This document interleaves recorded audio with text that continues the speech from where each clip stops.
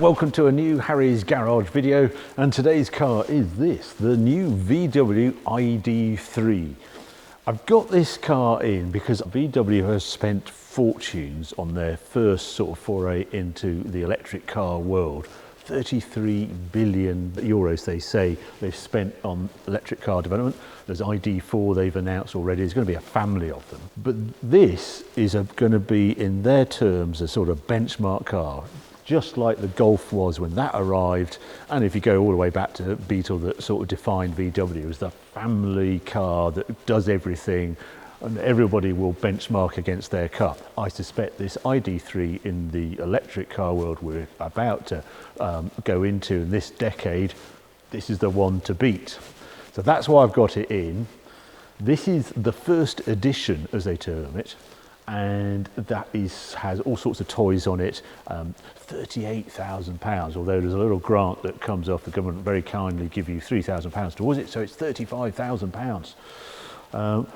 204 horsepower this edition as well, but I just wanted to get that Golf in next door to it and just see the comparison, the size, and do some detail on this. Now what I'm going to do in this video, quick walk around the ID.3 now, and then tomorrow I've got to go into London, 150-mile journey. Should be a piece of cake. They say it's got a range of 260 miles on the WLTP test. I know that's rubbish from all other WLTP tests done out there. Highly optimistic. I'm getting just on the 200 mark when I charge it, so I'm intrigued whether it'll do the 150-mile journey into London. And then I'll just do a little roundup on how it all finds it. First thing to say about the Golf, this design came out in 1974. So we are looking at, what's that, 46 years of design time for the automotive industry to go from Mark 1 Golf to ID.3. Look at the changes. Also, I checked the weight on this, it's just 832 kilos curb weight. 1,860 kilos, so that's twice the weight of a Golf. But there's lots of reasons why that weight's there. Obviously electric battery pack, that's all in the floor. That makes it sit higher because the seats and everything have got this sandwich of batteries in the belly of this car. The front here, well, all there is at the front is sort of ventilation things. I think they've done a wonderful job with the lights, and just they ring this, and there's this light bar that goes across, a prominent badge, and then these lights that do a little swivel every time you turn the car on and off. It just really gives it a face. It makes it feel as though it's got eyes. And the other thing to recognise with this car, it's rear-engined, just like the original Beetle. While the Golf is obviously front engine, and it was very important to have the cooling for the radiator and so the engine could breathe. That's why it has such a different look. It's almost like a Fiat 500 look, I think, when that came through. This blank look here. Yes, it's got a grille down there, as I explained before, that's just for the heating and ventilation. Then this great big expanse of windscreen with these clap hands wipers that sort of meet in the middle and sweep up, really swept back. All about aerodynamics, this car. This is the first edition, so it's got the badge here, and it has this pinstripe of silver here, silver mirrors, this look of this car. Really not sure about this graphic. They must have put it on there for a reason, but it doesn't look very nice, and you can sort of see it's just a sticker on the back here.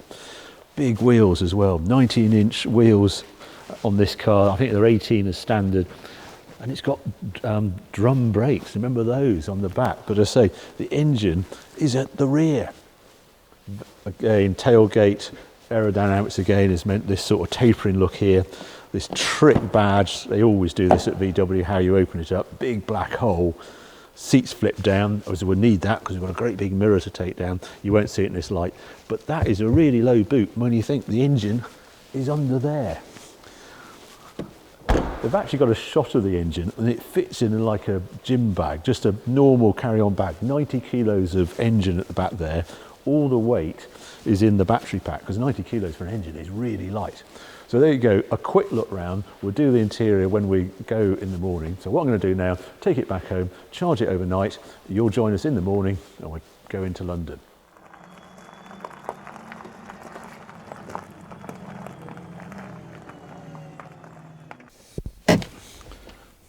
Just backed it up the door. 198-mile range, it says. But when I selected reverse, if we just keep it on that, if I select reverse, let's see what it goes to. It's going to stay 198. When I did that in the garage just now, it went to 179. I'll just get out. It's just this range thing. Oh, I'm just going to show you something else as well. The range of this car is 260 miles, WLTP, 260 miles range on this battery, 58 kilowatt hour. Today's journey, I've put it in, we're going to Bonhams, we're taking, going to collect something from Bonhams, taking something down. It's 74 miles each way, so 150 miles in total we need. And it's saying, when I charged it up 100%, it was saying 200 miles, it's saying 198. I select reverse to bring it out of here, because it's a bit chilly, it's about 3 degrees. It went straight down to 179 miles, and it's think, hang on a minute, I bought a car with 260 mile range. It's a bit of a dilemma with electric cars. This is what I find. I find the I-Pace particularly bad. You can set off with 270, promise of 270 miles or something, and my wife went to Hemel Hempstead the other day, 150 mile round trip, and there was only 20 or 30 miles left range. It dropped, evaporated. These miles that are promised when you get in the car somehow evaporate if you show an electric car a motorway. So that's what I want to find out about this car. Another little thing, you'll see some blood marks on here because this car attacked my thumb, and there was a horrible bit of plastic there, just there, caught my thumb, took a chunk out of it just as I was getting out of the car yesterday. So yeah, I wasn't chuffed with that. Anyway, for now, let's hope that promised range is okay, because I haven't planned to do any charging up while on the trip. But I've got a great big mirror to put in here. I do give it its due. I cannot get over as a motor sitting under there, and the depth of the boot. There's a little flap there, so the motor is under there, and you still get this little bit for oddments and the goo for blowing your tyres up and things. But anyway, what we want to do now, just pack up the car, and then you'll join us as we set off from here. It's not going to be a huge take on the journey down there. It will get a bit boring, but I just want to prove whether that range is factual or not. Well, first little bit of dual carriageway, we're just heading towards Oxford on the A40, and the range in front of me is 169 miles. We swing round to here, we've done 8 miles into this journey, so 177 total range according to this. If you look at that one, that's saying I'm averaging 3 miles a kilowatt, so that's actual right now live. If you look here, I've got all sorts of clever cruise. I've got radar cruise on there, so that's doing that. If it spots of changing speed limit, it brings the cruise down. I've got lane adjust, all sorts of things, all sorts of clever ahead. There we go, we've got a 60 ahead, it's just flashed up, so the car is already braking and bringing me down to 60 miles an hour before I reach the limit. So yeah, lots of clever tech on this car. All I want to know is whether I can get to London and back on one charge.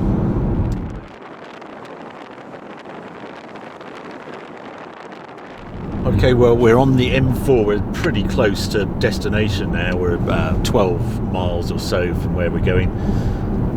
We're on the 50 zone here on the motorway, and it's absolutely smashed this journey. If you look, we've done 62 miles and we've averaged 4 miles per kilowatt, but that is a really good rate.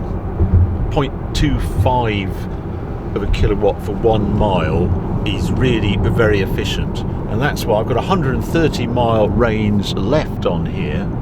We left, well, it was variable, wasn't it? 188 I think it said when I first got in. Is it done to 60? Oh, 60 detected, there it is, down, the cruise control is down to 60. It's like the cars are taking over the world. There's so much going on in here, but that is mighty impressive. Something we've noticed, if you want to get navigation up, so we go to navigation, here we are, and just say I want to put a destination in. If you do anything like this, you will touch these controls and it all does weird stuff. What you've actually got to remember on this thing is to grip the top and put it in like that, because these are all touch sensitive, all these buttons here. It works well, but you have to remember that, and you can very easily get annoyed with it. Volumes and things is a little slider controls along here. Same with temperature. It's all sort of touch sensitive, different. what else is there to show you? The white on here is all optional. I'm just going to put it back to where we want. We're on vehicle again. There we go. Gears here. This is how you change it from drive to reverse. Obviously I'm going to do that now, but I can change between D and B, and B just increases the regen braking on the car. Right, I'm trying to get this back to map, and everything has gone. It's frozen. Oh dear, it was going so well.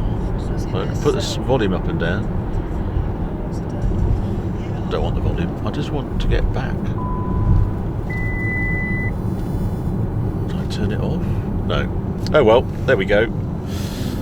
It's bust. We'll have to use Google Maps or something so we know where we're going.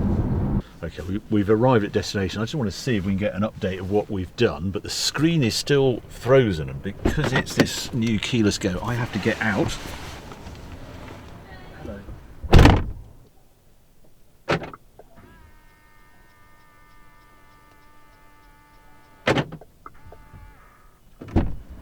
No. Is that be better?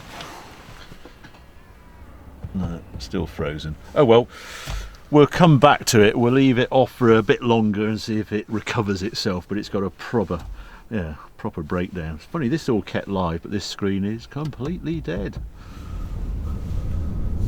Right, this is day 7 with the ID.3, my final day. Car goes back today, and yesterday we were on that journey into London, etc. And yeah, when we got home, we had a 29-mile range left. I think it was 153 miles in total that day, giving a total range of 182 miles. So it's sort of what the car was predicting when we set off. So plus points, it was pretty close to predicted miles. Negative points, there was only 29 miles range left, but we'll go into details there. But I want to summarise feelings of this car, and I'm going to start with the dislikes. Well, yeah, number one dislike is it attacked me. My thumb still hurts, and I'm a bit annoyed about that. Peculiar, something weird with the trim on the door with that one. Then yesterday, that screen, everything, all the software sort of freezing and stopping. I just couldn't get it to restart. We had to leave it for an hour or two and get back into the car, and it eventually came back to life, which is a bit odd on a VW product that you've spent 33 billion developing, that it's still got a few software issues.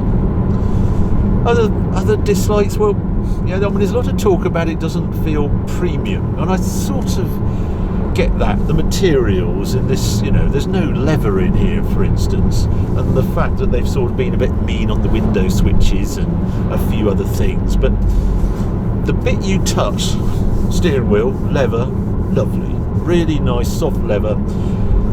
It has a purposeness about it. It works. It's a Volkswagen. It's been very well thought through, and this being the first edition, it's got a few of the extra toys, all this radar nonsense on it and things, which actually is pretty good. So yes, it doesn't feel premium, but it's a VW. But then you think, hang on a minute, I've just spent £36,000 on this car, it should feel a bit premium. It's debatable, that one. But we move on to the likes. Well, it's just very well thought out, is number one. They've really thought about what is their first electric car going to be. We want people to buy this car to find it fits their lives. And that, to me, is the most impressive thing with this ID.3. It absolutely slots. It ticks every single box for having a useful car outside the door that you just go and drive, and anyone, it's the easiest car in the world to recommend to friends. Yeah, no, if you're thinking of an electric car, well, you can't go much wrong with an ID.3. It's about the summary of this car. It's just the right package. It's the right size. Doors work. It's a hatchback. Super efficient. This is the most efficient. The battery size on this one is the middle battery size, 57 kilowatt hours, and yesterday that run was 0.29 watts hours per mile, which is the best I've ever achieved in any of the electric cars. Mini E is in 0.3 something. Plug-in hybrids are soon over 0.4, 0.5. Tesla's good as well, but this is super efficient, and that is really impressive. And just the packaging, it just fits. We were 3 up yesterday. I carried that enormous mirror and collected something from Bonham's, a great big painting that had to come in here. Easy car, visibility great, love these little triangular windows at the front pillars, easy to park, everything works. I love the keyless go. It truly is keyless go. You just get in and it all comes alive. Love the gear change. Bit odd that you sort of have to do another click to get the regen. The way it goes down the road is just impressive. It's hard to nail a single fat of it, but it feels composed, and there is a refinement there. I suppose some of it is something to do with its weight, 1,800 kilos. It's a bit off, isn't it? That here we are, an everyday sort of Golf-sized car. He's 1,800 kilos. On a price you pay per kilo, this is probably a really good value car because there's a lot of weight for your money. There's also, plenty of performance really for what it is. If I just accelerate out of here, off it goes, yeah, up 60s. It's got enough power to do the overtakes and that sort of thing with 204 horsepower. 7 point something seconds to 60 is not to be sneezed at in any way. So yeah, in conclusion, it's a really good electric car. I wondered right at the beginning whether it's going to be a benchmark car. It is a benchmark car in my opinion. 30 to 40,000 pound electric car that is everyday usable, family second car type of car. This is it, as far as I'm concerned, hands down better than that Mini. Same sort of price of Mini E, so compromised on range, packaging, etc. This just makes much more sense for if you're into this car. It's not an exciting. I'm told there's a sports setting here. I have no interest in that at all with this car. That's not what it's about. But those compromises of an electric car still exist. Why do they quote a 260-mile range when I struggled to do 185 miles yesterday? I don't sort of blame Volkswagen for it. It's that WLTP test, I think, is how can they quote such a wrong figure? And we do use the cars. It does get upset. I'm taking a hand off the steering wheel. It gets very upset. We do use the cars when it's 5 degrees outside at the moment, drizzly. I've got a heated seat on, and that's what we used to do with modern cars. I don't expect to spend £40,000 on a car and then have to go to London at precisely 70 miles an hour on the cruise and have this heating set at 18 or 19, slightly chillier than I want, and don't touch the heated seats just so I can get to London and back in my £40,000 car. Where are we going, But if your life fits the electric car model, then this is a really good one. So I have enjoyed my time with it. Would I pay 40,000 for this? I'd struggle, but VW do a very tempting offer at the moment. You can get the ID.3 with this battery pack and this size engine on your drive for £350 a month, £2,000 down, and do 10,000 miles a year in it, and then hand it back after 3 years. That's pretty cheap. You're going to save £900 to £1,000 on fuel alone, and then you're not going to pay much car tax, and you're not going to pay going into London, all sorts of other things. So it's a good value package, but you have to accept the compromises of the electric car, the general, not specific to this car. So there you go, that's my real world conclusion on this Volkswagen ID.3. I hope you enjoyed this video, and if you have, well, please keep watching, keep subscribing, touching those notification button if you would as well. That'd be really good, because there'll be some more videos coming on very soon.